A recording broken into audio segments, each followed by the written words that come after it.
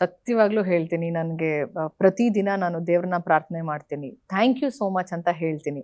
You should always thank the universe, the god, your parents ಅಂತ. ಆಮೇಲೆ ನಮಗೆ ತುಂಬ ಒಳ್ಳೇದನ್ನ ಬಯಸೋರ್ಗೆ ನಾವು ಥ್ಯಾಂಕ್ಸ್ ಹೇಳಲೇಬೇಕಾಗತ್ತೆ, ಥ್ಯಾಂಕ್ಸ್ ಹೇಳಬೇಕು.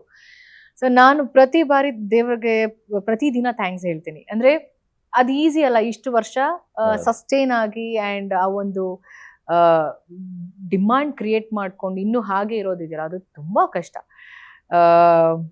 I am blessed, thanks to God. And especially ಫ್ಯಾನ್ಸ್ಗಳಿಗೆ ಇಷ್ಟಪಡಿಸೋದು ಇಲ್ಲ, ಅವ್ರಿಗೆ ಬೇಗ ಇವಾಗ ಬೋರ್ ಆಗುವಂತ ಒಂದು ಅಲ್ವಾ ಮನೋಭಾವ ಬಂದ ತಕ್ಷಣ ಅಯ್ಯೋ ಸಾಕು ನೋಡಿದ್ದು ಅಂತ.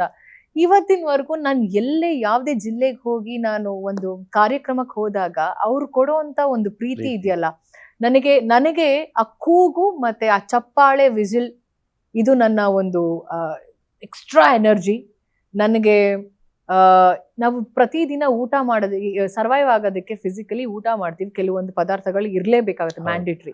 ಆ ಥರ ಇವ್ರದ್ದು ವಿಸಿಲ್ಗಳು, ಇವ್ರದ್ದು ಕೂಗು ನನಗೆ ನನ್ನ ಕರಿಯರ್ಗೆ ಒಂದು ಎಕ್ಸ್ಟ್ರಾ ಅದು ಒಂದು ಆ್ಯಡ್ ಆನ್ ನನಗೆ. ಸೊ ನಾನು ಪ್ರತಿಯೊಬ್ಬ ಅಭಿಮಾನಿಗೆ ನಾನು ತುಂಬಾ ಥ್ಯಾಂಕ್ಸ್ ಹೇಳಕ್ ಇಷ್ಟಪಡ್ತೀನಿ.